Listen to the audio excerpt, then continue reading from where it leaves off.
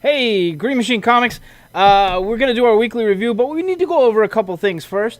The first thing is go all the way to the end of our review, and we're going to be giving out some posters. I don't know, how many we're going to draw? 3 or 4? 2 or 3, yeah. Yeah, 2 or 3, maybe 4. I don't know. We're going to give away some posters. We have a lot of really good posters. I mean, like, this is just one of several, but, like, this is an X-Force poster. They're kind of folded up, but They're folded up. For anyone who subscribes with us. But- Well, not anyone. Your name's going to get Yeah. in the raffle. We're going to draw a subscriber, and we're going to call out that subscriber, and if they come in, then we're going to give them free posters. Why is that guy wearing a hood in the mall? Anyways, okay, so it was a really interesting week. Let's talk about the week first. We've got a sale coming up this weekend, a really awesome sale, so pay attention to this, okay? It's only going to be in store. We're not doing it online, just in store. And it's going to be, buy 2 pop, get the third one 50% off, the third one. It's going to be buy 3 back issues, get 1 for free. And it's going to be 25% off select trade paperbacks. So we're going to mark them. It's only going to be select trade paperbacks, but it's going to be in the store this weekend. So come in.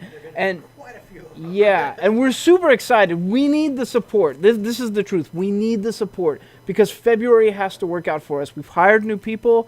We're going to finally get a couple days off, but the only way we can fund these new people is if we get enough people into the store to lend your support. So when February hits, February 1st, please come in and buy some stuff. Buy some trades. Sign up for some comics. Sub for some books. We could always use more subs. Don't be a terrible sub like we had a guy come in who had 4 months worth of books today, and he sort of decided he didn't need 4 months worth of books, and we just got to put him in the backlog. So come pick up those books, please. But don't do that to us if you can. Anyways, so that's our February. February is we must make sales month, so please come help us make sales. The other things I want to talk about was Hot Topic had this cute little Dawnbreaker pop. Yeah. It's amazing. I love Dawnbreaker. Super cool. We don't have him in the store. It was a Hot Topic exclusive. I wish we did. However, starting tomorrow, we will have 6 of these. The Batman Who Laughs PX exclusive. And look how shiny he is. This is an amazing pop. Like, The day that we air this, those are going to be available. oh, they're going to be, the day you see this, they're going to be available. We have another thing we have to announce. We messed up, and apparently we're not supposed to preview these books before Wednesday. So, we don't know a work around that to get you your comic reviews the day before. So we're going to post it at midnight. At 12:01, they will go live on YouTube, and that's the best we can do. I wish we could do something else, but apparently that'll get us in trouble with Diamond, and we don't want to bite the hand that feeds us, so we're not going to do that. And that being said, I'm going to get into the books. Let's discuss the first one. This is the Teen Titans Annual, which is amazing. It's got Red Hood on it. If you don't know, Teen Titans have been dealing with Red Hood and some fallout from dealing with Red Hood. I guess they got some bad information. And is everything good? Okay. Yeah. And they basically, Damian thinks Red Hood set him up for failure. And so that's how this is playing out. Damian versus Red Hood, which is an awesome matchup. Yeah, it's weird. It's weird. You cocked an eyebrow there because Damian thinking he's got bad information is strange. Like, Damian tends to be on top of everything. I would trust Jason Todd would get bad information before Damian. But it seems like Jason Todd's in the loop and Damian's not. So it's really, really weird. They're dealing with the other, which, yeah, the other, I guess, is the other Robin. I haven't followed that too closely until recently. I'm still super, like, I can't get over this Batman Who Laughs. I love it. Okay, so that is Teen Titans with the annual with Red Hood. It's not just one story. It's an annual. It's pretty big. There's, I think, 3 or 4 stories. This is totally worth your money. 100% worth your money. If you're a DC fan, this Teen Titans, you can't go wrong. If you're a Red Hood fan, you can't go wrong with this. And plus, it ties into the current Teen Titans run, so it's dope. Next, we're going to talk about Weird. W-Y-R-D, Weird. This book is weird. Yeah. Okay.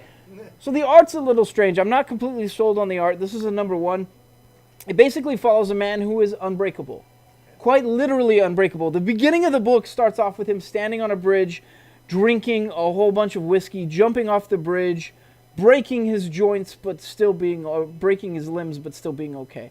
It's messed up. Clearly he's got a healing factor, and on top of that, I think it's very clear, like he breaks his hand and should lose his hand at one point and doesn't lose it. So he's legitimately unbreakable. They show the bones breaking, but he's still fine.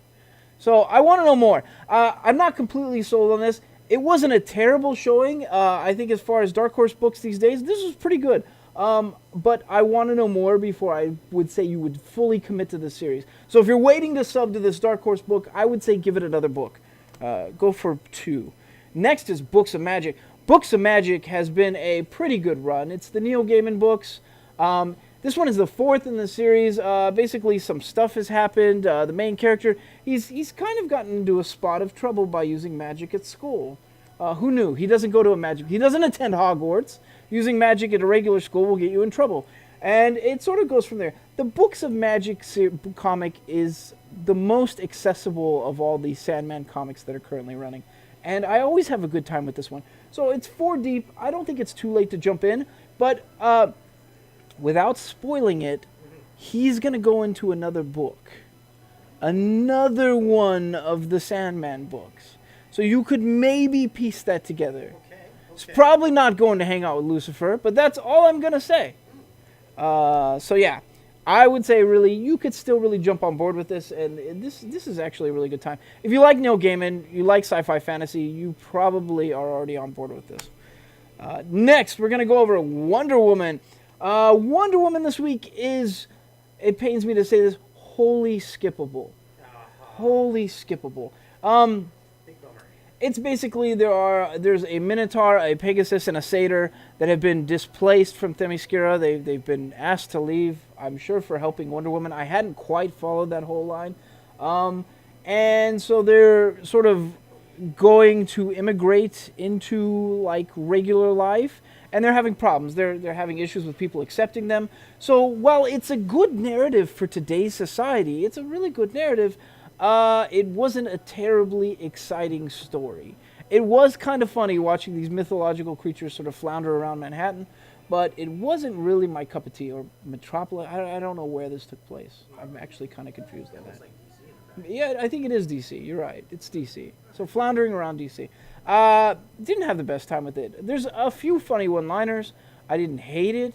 If you're a Wonder Woman fan, you're probably going to be on board with this. If you're anyone else, I would not say this is your jumping on point. I would say wait. Next is Heroes in Crisis. I've been waiting. Oh, God. It's good? Oh, God. Oh, God. This is almost as good as the first book. Maybe better. I'm sort of on the fence. They figure something out.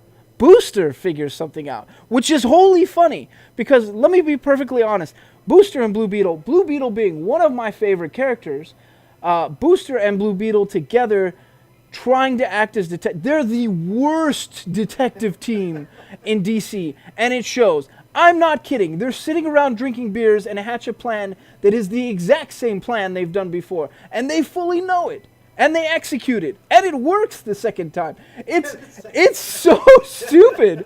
It's so stupid and so hysterical at the same time. It's good. This is really, really good writing. I mean, it sounds silly, but it's very... they're flawed characters, and I can associate with that.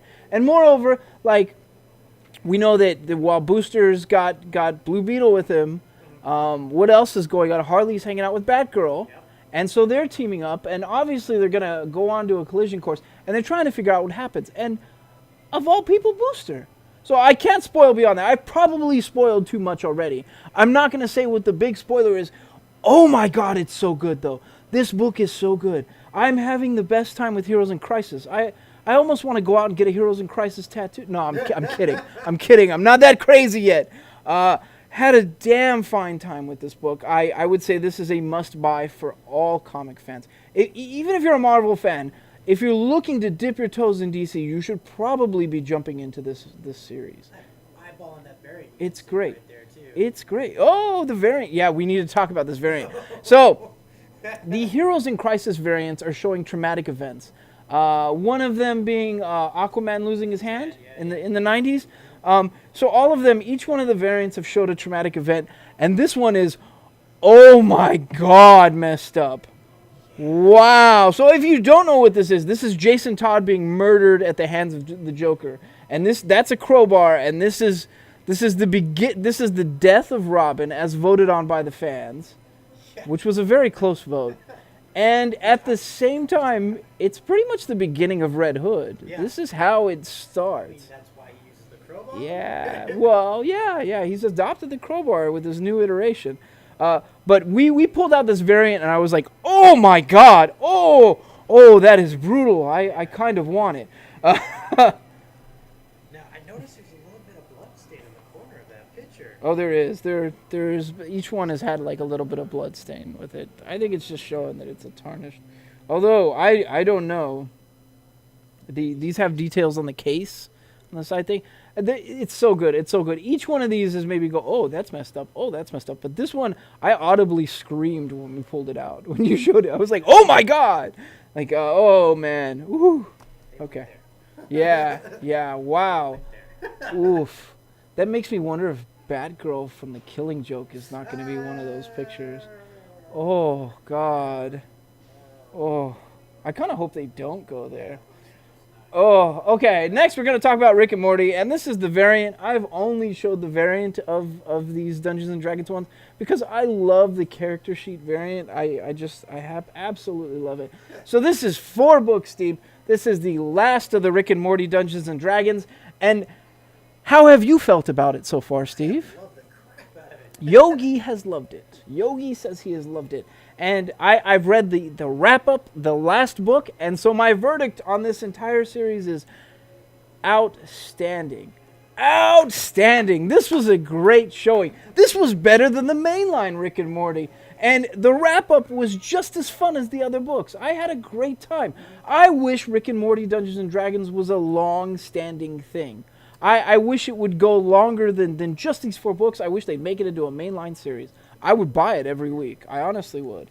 I don't know how they'd keep the momentum, though. This has been a great showing. I'd love to see how if they were to ever translate that onto their show. Oh, man, it'd be good. So if you don't know, basically, Morty told some girl that he likes, that he bumped into at a hobby shop, that he plays D&D all the time. He's great at it. He's not good at it. He's garbage. He's never played it.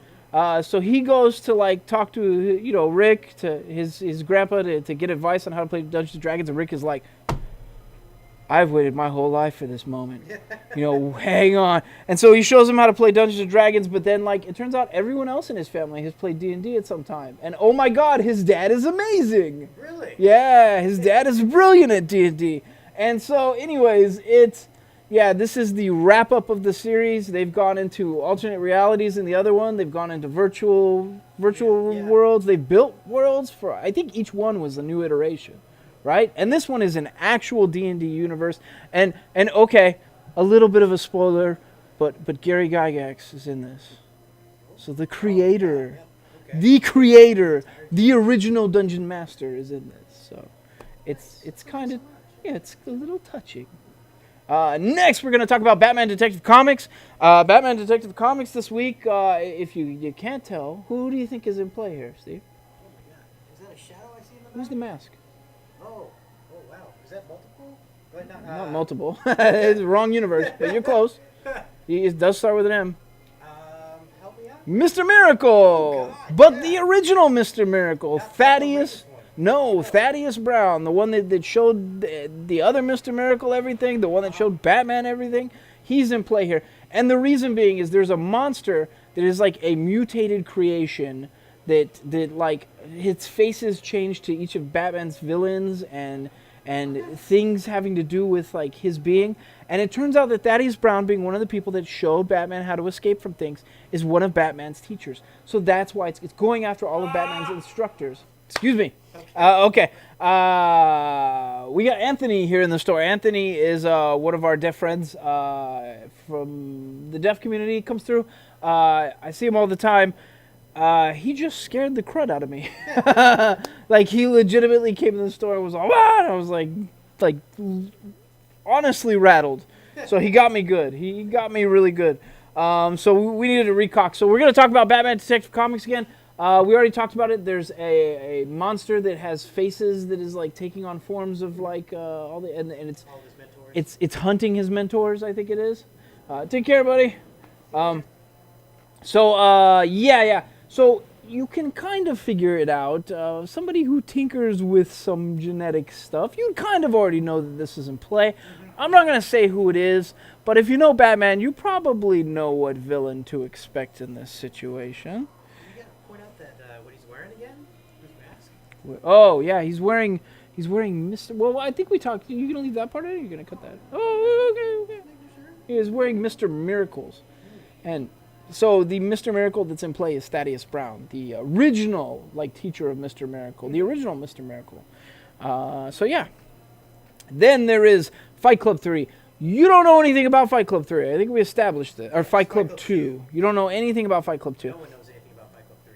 Well, Yeah, except well, for you. yeah. So, okay. Fight Club 2 was an amazing showing for 7 books. It was brilliant. I loved everything about it for 7 books. The twist was amazing. I thought it was the greatest, deepest thing, and then it turned to crap. It was the worst ending I maybe have ever read in a long time. And I'm saying that as a giant Chuck Palahniuk fan. Keep in mind, I'm a huge Chuck Palahniuk fan. But Chuck Palahniuk is a double-edged sword. He writes stuff that is really, really, really brilliant, that I love, I fall in love with, I gobble it up. And then he writes stuff that is horrible. Just, I cannot get through it. I can't stand it. I mean, I get through it, but it's painful. I think Diary is a perfect example of a book that, I'd read a lot of stuff building up to that. I thought I was good, and Diary wrecked me, and I didn't like it. So Fight Club 2 was like that. Really, really good for 7 books. Terrible for the last 3. But the art was brilliant. The art was super, super brilliant, and this is no different. The art is amazing. I think it's the same artist, although I can't quite say for sure. But this is Fight Club 3. It takes place, it's basically following the main character. We've never established his name. I think in the first book, his name was hinted at being Jack. But then it wasn't. He had adopted a whole bunch of names, like Running Wolf, Balthazar. I can't remember all the different names. So in this iteration, the second book, he called himself Sebastian. In this iteration, he's calling himself Balthazar, which is kind of wild. So, yes, Tyler Durden's in this. Yes, it's Fight Club. Yes, there is still sort of hintings that they hate consumerism and everything else. What's different is the story's a little confusing right now. There's still the human sacrifice elements of I guess, Rise or Die is what it's called now, but originally it was called Project Mayhem. Okay. Or originally it was called Fight Club, technically, and then Project Mayhem, and then Rise or Die. And now whatever is going on here. So there's still some stuff going on from the last book that's happening in this book.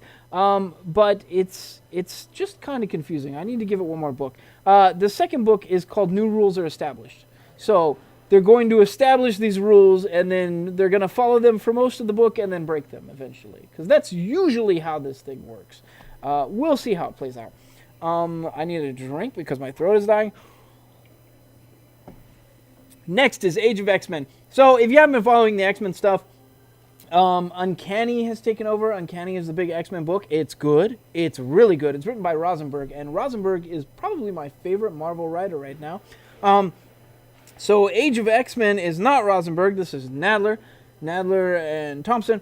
But Age of X-Men, basically, they killed X-Men Red, X-Men Blue, X-Men Gold. I think Exiles is still going, or is it the last one? Maybe. Astonishing, I think, is on the Extermination's gone. Yeah, Astonishing's gone. So basically they're consolidating, and this is the Age of X-Men. And if you don't know who X-Men is, he's which one is he? He's Jean Grey and Scott Summers' kid. Yeah. And he's another version. He's not Cable. He's the other. I think that's it, right? Yeah. I hope your daughter's good. I don't know. I confess I don't know X-Men very well. I'm not a giant X-Men fan. I've never been a giant X-Men fan. However, this book is a little confusing, but for good reason. There's a mystery. There's a perfect world involving mutants. Some things have been achieved. It's sort of hinting that it may be real, it may not, and then something dramatic happens. And it's very Orwellian. That's what I'm gonna say. It's like an Orwell world, and when you're dealing with someone who promises perfection in a perfect world, that's kind of what you get. You know, something under the seams. So I don't know. It's a really really good showing. The art is amazing. If I was an X-Men fan, I would love it. So I think if you're an X-Men fan, you should get into this. I think if you're a Marvel fan, you could get into this. Me, it's not. I've never really been into the mutants. Like, I just haven't. They've never been my cup of tea. I hate to admit that. Like, my buddy Corey loved mutants, loved X-Men growing up, and it was just never my thing. I couldn't do it. I don't know. Too much DC in me. Next, we're going to talk about DC's Mysteries of Love in Space.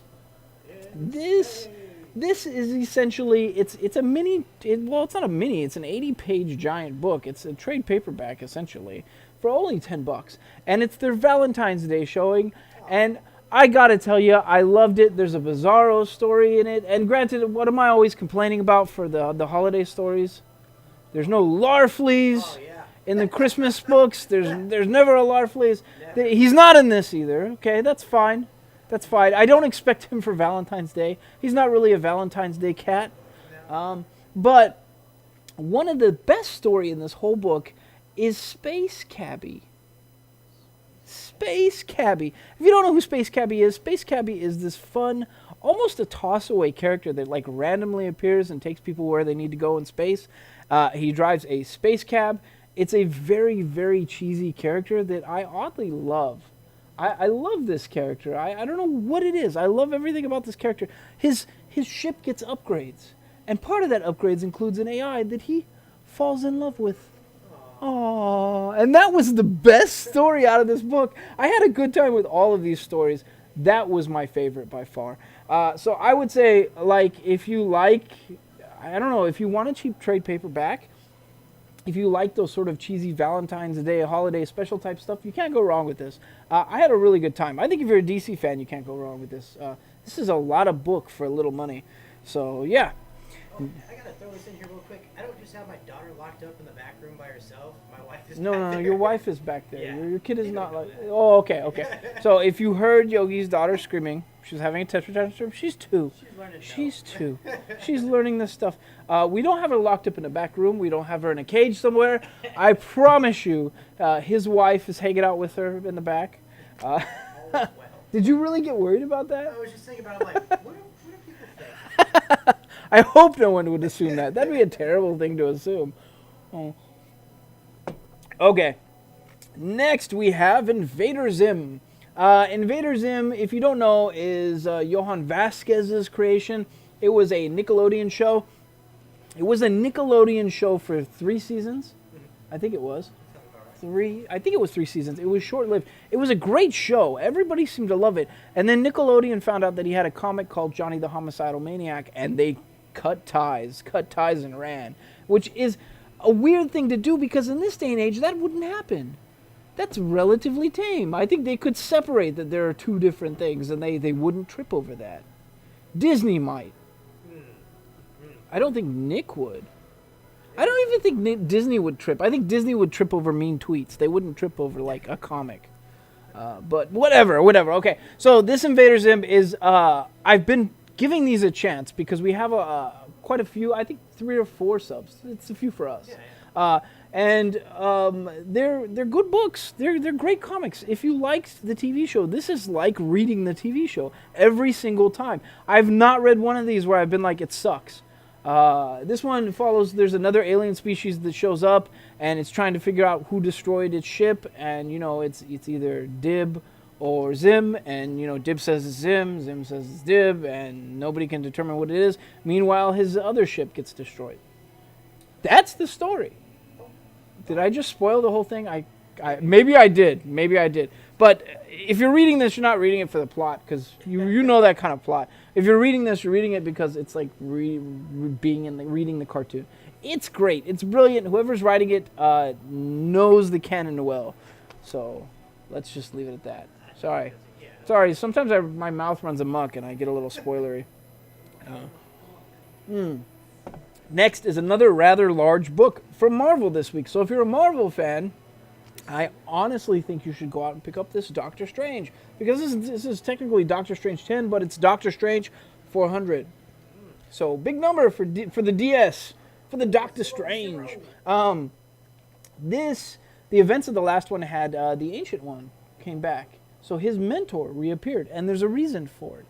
And his mentor has been injured, has lost his ability to cast spells and do everything, and needs some help. And I'm not going to spoil more than that. I'm not going to do the Invader Zim thing. It's pretty good. It was good. Not only that, it's not just one showing. There are several stories wrapped up in one. On top of that, there are some really good villains that reappear in the end of this. I had a good time, and I haven't been having a bad time with Doctor Strange, I don't think. Doctor Strange has been crafting his own spells this year. What else has he done? Technically last year at this point. He crafted his own spells. He dealt with gentrification at one point, which was a really, really funny comic. It was a hysterical comic. He fought off aliens that were trying to conquer the Earth. Doctor Strange has had a really, really good run this year. And this is no different. Basically, I can't spoil it. I want to talk about what happens in this comic, but you know what? I'm going to talk about it when the next one shows up. I'll tell you, wrap you up on what happens in this one. But you should go pick this up. If you're a Marvel fan, go pick this up. If you're a Doctor Strange fan, go pick this up. If you're a DC fan and you're looking to dip your toes into the Marvel stuff, this is a good book to do it with. I would wholly recommend this. Next, X-Force. X-Force. Now, I think we made it clear that I have some issues with mutants. Yes. Like, I don't hate mutants. I'm not a mutant hating senator. You don't want to round them all up, put them in a camp. They're just not my. Yeah, I don't want to do that. They're just not my cup of tea. Okay, and this is X-Force, and X-Force tends to center around mostly mutants, and it's good. It's good. Right. It's good. It's really, really good. So here's the thing: the art's good. Cable. It has been hinted that this Cable might not be the actual Cable. Okay. Yeah. So X-Men and Cable. This is all going on the same timeline, right? I think so. Okay. I think it's the same timeline. I'm not entirely sure, but he basically hints that he's not the same Cable, and it hasn't been elaborated on, and maybe some of that comes out in this book. Okay. But as a whole, the story is really, really good. Basically, they got wrapped up into a situation where they need to help mutants because there's a country that's sort of coming down on them and persecuting them, and it's your standard mutant flavor type. And so they're wrapped up in it, but this is a really good showing. I like the way this team plays out. This team really works well together. And as someone who is not a big mutant fan, I had a good time with the X-Force 1 book, and I had a damn fine time with the X-Force 2 book. So I can wholly recommend this book to anyone who's a Marvel fan, I would say. And anyone who's a DC fan, if you're looking to dip your toes into it, I think X-Force is also another good book to do it. If you're like me and you're not a huge fan of the mutant kind, you just don't like the mutant books, maybe look elsewhere. Sorry. Next is Old Lady Harley. Now, the Old Lady Harley books are made to pretty much poke fun at Old Man Hawkeye or Old Man Logan. I guess he's Dead Man Logan now. It's post-apocalyptic. Yes. So this is no different. This is a future Harley, and it has future versions of all the different characters. And they're funny. They're really hysterical. Like, Lobo has let himself go. Like, Lobo's in this. He does not look good, but he's a mayor of Las Vegas, so he sort of puts on, like, he hides. Yeah. Like, at one point, Harley says, like, kill me now. And he's like, this is Vegas. I can arrange for that to happen if you want it to happen. So, yeah, there's Lobo. Aquaman has obviously seen better days. He's looking like part fish, like some drowned earth, like stuff happened to him. I don't know. Harley eventually marries Nightwing in this series. What? Yeah, it's been confirmed that Nightwing is either her husband or her ex-husband. Yeah, Catwoman's in this, cruising around on like one of those mobility scooters. The rascal? I love this. If you like really, really silly stuff in your comics, this Old Lady Harley series is you need to jump on board with this. I mean, granted, you're following a bunch of old superheroes and super criminals, but I've been having a really good time with it. As opposed to like the Old Man Logan series, which just, again, is not my cup of tea. So this, having a great time with this. I would say if you're a DC fan, you should honestly be checking this out. Like, it's pretty good. Next, we're going to talk about Batgirl. Hadn't reviewed Batgirl in a while. Thought maybe, it's been a minute. And I had a great time with this book. I don't know. There's a lot of conspiracy going on, and basically she's trying to get the bottom of a conspiracy, but the artist that draws action really well. And there's a lot of action in Batgirl, like an awful lot, like more so than most books. And each time I read it, I have a damn good time. I always wonder, like, why am I not reading more Batgirl?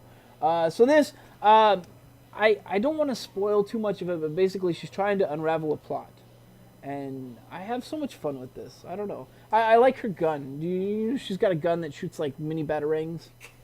It's so much fun. Awesome. And I think they did the same thing. Like, I think Gordon's son, when he was doing the Batman, filling in for Batman, had a gun that shot like mini batarang bullets too. And it might have been the same thing. I can't remember.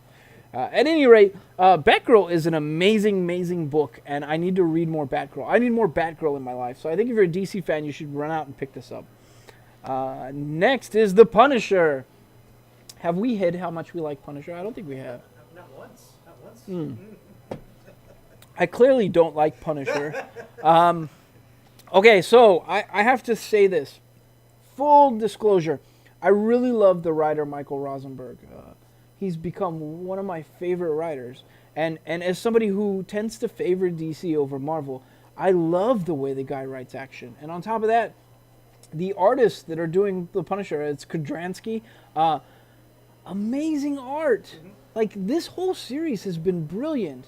And not just for like just the regular art, like the way the way they cut off the panels and they use like what's in the background to like separate some of the panels or in the foreground sometimes.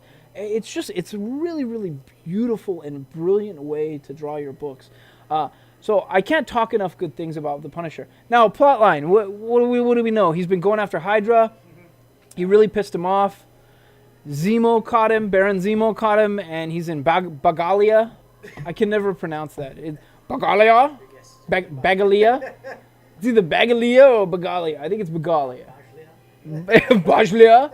I don't know. He's somewhere. And basically he's in a Hydra prison, and he's met up with some people that are sort of controlling stuff behind the scenes in the prison, and I'm not going to elaborate beyond that. Last time, we didn't get to talk about this, did we? Last time, Baron Zemo carved the Punisher symbol into his chest. So forever now, at least in this iteration, Frank Castle's going to have the symbol carved into his skin, which is awesome. Yeah, I mean, come on. I think he would have asked for it at one point. It's yeah. And believe me, he still does that stuff. He literally asked for... Hey, we got cut off real fast. But so at one point in this book, he asked for a beating, like legitimately, which is totally a Punisher thing to do. So I mean, if you don't know I like the Punisher, then you're a fool, because I absolutely love the Punisher. I love this run, and I liked his other run, Punisher War Machine, that he wrote before this. And I've liked Uncanny X-Men. This guy, I don't even like mutants that much. Like, I don't like all the mutant storylines, and I had a great time with Uncanny X-Men. So you can't go wrong with this. If you aren't reading The Punisher and you're a Marvel fan, I'd have to ask, what's wrong with you right now? Temper tantrums? Yes. Yes.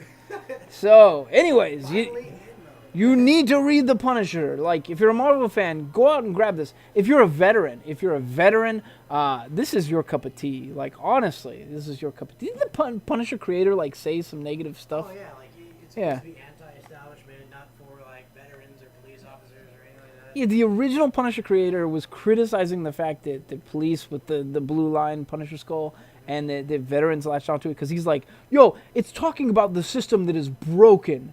And so, like, it doesn't involve them. Technically, they shouldn't be embracing it. And as a veteran, I have to say that there are times where you're put in tough situations, and you want to belt out like the Punisher. So there's something cathartic in seeing him doing that in tough situations, where other people would be like, whoa, whoa, whoa, we need to rein it in. Just seeing him go gung ho. So that's why it appeals to us. And if you can't understand that as a creator, or you can't understand that you bring an idea forth and it blossoms into something else, then I'm a little disappointed. I don't know. Yeah. Oh, okay. So that was my venting about that. Because that was just recently that he said that. That was sad. I was like, oh, I'm disappointed in that guy. But at any rate, but is it Michael or Matthew Rosenberg? I think I got his name wrong. Oh my God, I have to look it up. I'm just staring blankly at the sky right now. Matthew I called him Michael Rosenberg. I'm sorry. Don't crucify me in the comments. So Matthew Rosenberg. So if you aren't reading Matthew Rosenberg stuff, what's wrong with you? Like, it's so good. It's so good. But he writes action well. So I guess if you don't like action, then maybe he's not your cup of tea. Okay. Finally in. So this book has actually been out for 2 weeks. It did not come out this week, but we got it 2 weeks late, and Chris's Comics got it 2 weeks late, I think, too, because we tried to hit him up for Red Hood, and he didn't have any either. I don't know what's going on at Diamond that they got it to us this late. I want to. Didn't we get the variants? We got the variants, so maybe cover A needed a touch up. Maybe there was something weird about cover A and they pulled it back. I don't know what happened. Some kind of communique, though. You think? So this is Red Hood, and this is the current Red Hood, and this comes on the heels of them wrapping everything up with the town. But he's still hunting for the criminal mastermind. His name is Solitary, and he heads that crime syndicate, and I can't remember the name of the crime. You just need to know it's a big crime syndicate. And they've been producing these things called Mondays. And Mondays are basically Solomon Grundy clone robot things, I guess. I gotta say, it sounds like Someone's got a case of the Mondays, and it's Jason Todd, edgy edgelord. Good night. So anyways, basically, Jason Todd has been dealing with this and tracking, following all that stuff. And, yeah, so this culminates in this. And if you look at the cover, you can see there's someone there. Now, I thought at first that it was Batwing. But it's not Batwing. It's not Batwing. It's a former iteration of Jason Todd. So he's worn this before, too. And I'm not going to elaborate beyond that it might be in Batman Incorporated. That's all I'm going to say. Okay. But it's not Jason Todd himself, obviously, or it could be. I mean, we're dealing with people that make clones. Ooh, that would be messed up. Ooh, that hasn't come to light. So anyways, that's just speculation. But yeah, I got to say that this plays out like a video game. There is somebody in this with telekinetic power that's trying to guide him at one point, and I can't spoil it. But they literally make arrows out of bricks and lead them on. And it reminded me of like 720 back in the day when we were playing that skating game. And it would be like, skate or die. And then the bees would like transform into like a syringe and like chase you, or like scissors and stuff. Yeah, it reminded me of that. So whoever is writing this and drawing this, like it's really brilliant. Lobdell and Woods. Good showing, guys. I'm still having such a good time with Red Hood and the Outlaws. It's my favorite DC book currently, but I'm a huge Red Hood fan. Yeah. So I think that's all of our stuff. So we're gonna do the drawing real fast. The drawing for posters. Let's take a look. We're going to spin this around and around, and we only have numbers. Are we gonna look these up? We're gonna have to look them up. So I'm gonna take out 3. Okay, are you ready to look them up? Yeah. You gonna look them up on camera? Let's see if I can do this over here. Hi. Hello. So we're gonna do 4? Oh, number 4? No, I'm saying 4 of these. How many posters we got? Oh, we got a lot, dude. We got a lot of posters. Let me maybe move this now. Now that I've drawn these out. Here we go. Okay. Sorry. 1 second. Doing the stalling dance. Stalling dance. Stalling dance. Doot, doot, doot.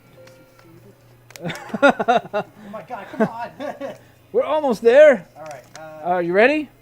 15. Okay, number 15 is going to be... This doesn't work, does No, it? this doesn't work at all. This doesn't work at all. 15, we will call you. Okay, well, membership numbers 15, 96, 18, and 106. We will have this better plan next week, so we will have their names, and they'll know that they won something. But for this week, it's just their numbers, and we're going to call them. So these people have won posters, and we'll call them and tell them tomorrow. Wait a second. There might be a faster way. There might be a faster way, but we've stalled enough, I think. Have we? Okay, maybe not. Ah. Anthony Abeda, 15. Anthony Abeda, There we you've won a poster. Yeah. Okay, 18. 18. 18. Leonard Terrazas. Leonard Terrazas, you've won a poster. 106. 106 is Altamista. Altamista, you've won a poster. And 96. 96 is going to be Richard Cornell. Richard Cornell's won a poster. Did you write 96 on this in case it was upside down? Yes. Which is still 96? There's no guessing. That was awesome. There's no guessing. Okay, so these people have won posters. We will do a better drawing next week. Don't forget we have a sale this weekend, so select trade paperbacks are going to be 25% off. We do have currently Buy 3, get 1 free. buy 3 get 1 free on back issues, and we have buy 2 pops, get 1 for 50% off. And that's all for this week from Green Machine Comics. Thank you very much. Woo! Do the dance.